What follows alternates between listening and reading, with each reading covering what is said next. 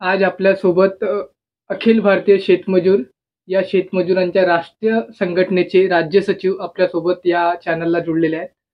आपण त्यांच्याशी काही संवाद साधणार आहोत, की कॉम्रेड बळीराम बुंबे त्यांचं नाव आहे आणि अ, त्यांचे आपण प्रथमतः या चॅनलवर स्वागत करतोय.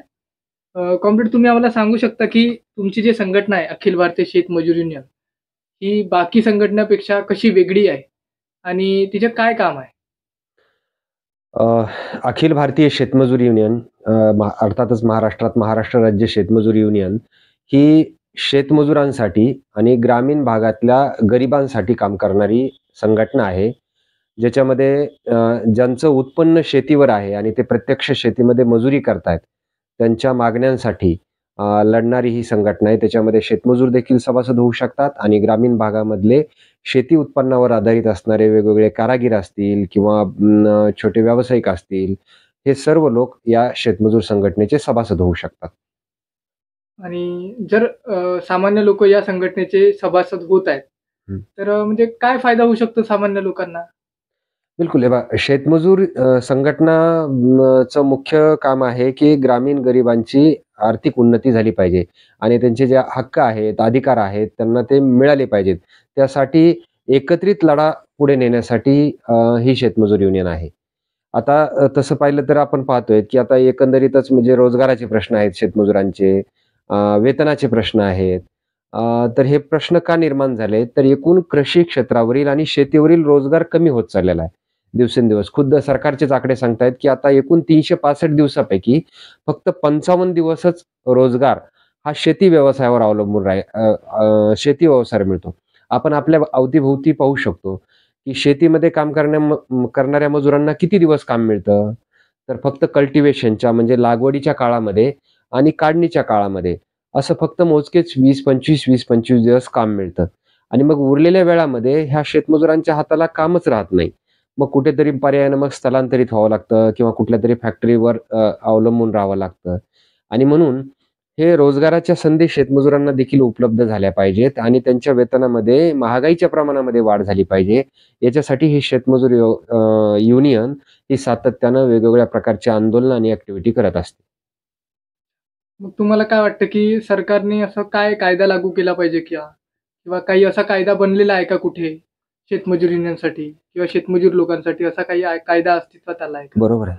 एक तर 2 याचे भाग आहेत, की एक शेतमजुरांना सामाजिक आणि आर्थिक सुरक्षा देणारा एक सर्वंकष केंद्रीय कायदा झाला पाहिजे, ही शेतमजूर युनियनची फार पूर्वीपासूनची आग्रही मागणी आहे. पण सध्या तुर्तास आता शेतमजुरांसाठी कामाचे अधिकार देणारा महाराष्ट्र किंवा राष्ट्रीय ग्रामीण रोजगार हमी योजना, महात्मा गांधी राष्ट्रीय ग्रामीण रोजगार हमी कायदा हा सरकारनं केलेला आहे. त्याच्यासाठी आपल्या संघटनेनं देखील खूप पाठपुरावा केलेला आहे. काही डाव्या पक्षांना देखील त्याच्यासाठी खूप मोठं योगदान दिलेलं आहे. आणि हे सगळं झालेलं असताना सुद्धा त्याची अंमलबजावणी मात्र प्रशासकीय पातळीवर होत नाही. सध्याचं जे मोदींच्या नेतृत्वातलं जे केंद्र सरकार आहे, भाजपचं सरकार, हे ग्रामीण रोजगार हमी योजनेवरचा फंड आणि बजेट वर्षानुवर्ष कमी करत चाललेलं आहे आणि त्याचा ती योजना मोडकळीस कशा पद्धती येईल अशाच पद्धतीनं केंद्र सरकार पावलं उचलतंय आणि याला आमची शेतमजूर युनियन ही कडाडून विरोध करते आणि रोजगार हमीवर च्या बजेटमध्ये वाढ झाली पाहिजे आणि त्याचे काम मिळण्याची प्रक्रिया खूप सुलभ झाली पाहिजे. सोपे कामं रोजगार हमीमधून शेतमजुरांना मिळाले पाहिजेत, ही शेतमजूर युनियनची मागणी. आता तुम्ही म्हटलं, की शेतमजुरांचे ज्या म्हणजे त्यांचं जो किमान वेतन आहे किंवा मग त्यांच्या रोजची जी रोजी आहे, त्याच्यात वाढ झाली पाहिजे. कारण कमी पैशात त्यांचं काही जीवन चालू शकत नाही.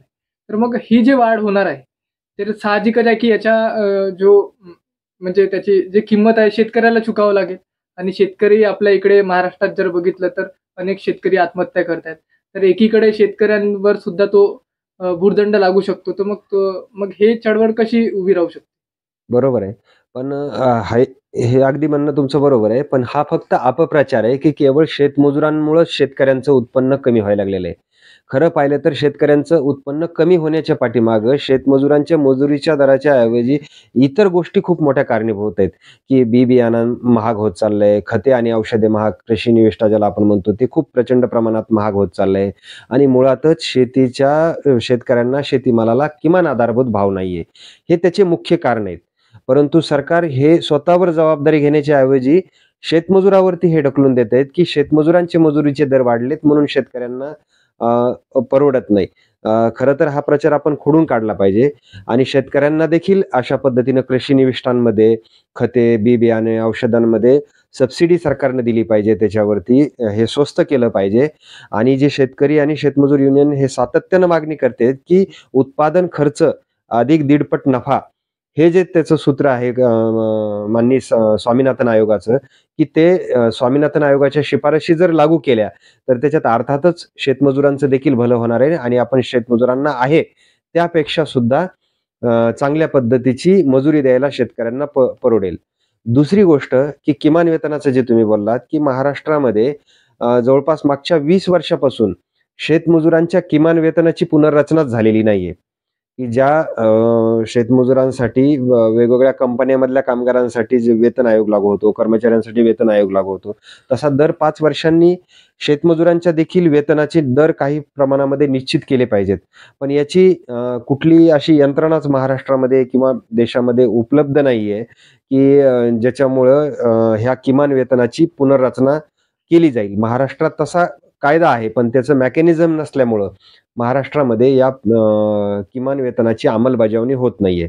केरळसारखे काही जे प्रगतशील राज्य आहेत, या ठिकाणी शेतमजुरांसाठी स्वतंत्र बोर्ड आहेत आणि या बोर्डाच्या माध्यमातून दरवर्षी शेतकरी आणि शेतमजुरांची गाव पातळीवरती समिट होऊन, त्यांच्यामध्ये बोलणी होऊन वर्षभरासाठी मजुरीचे दर ठरतात आणि मग त्याच्यामुळं काय होतंय, की तिथे शेतमजुरांना देखील चांगल्या पद्धतीनं मजुरी मिळते. ती महाराष्ट्रामध्ये मिळत नाही. हे देखील आपल्या पुढचं एक फार मोठं आव्हान आहे, असं मला वाटतंय. ठीक आहे. धन्यवाद. खूप खूप धन्यवाद. Thank you.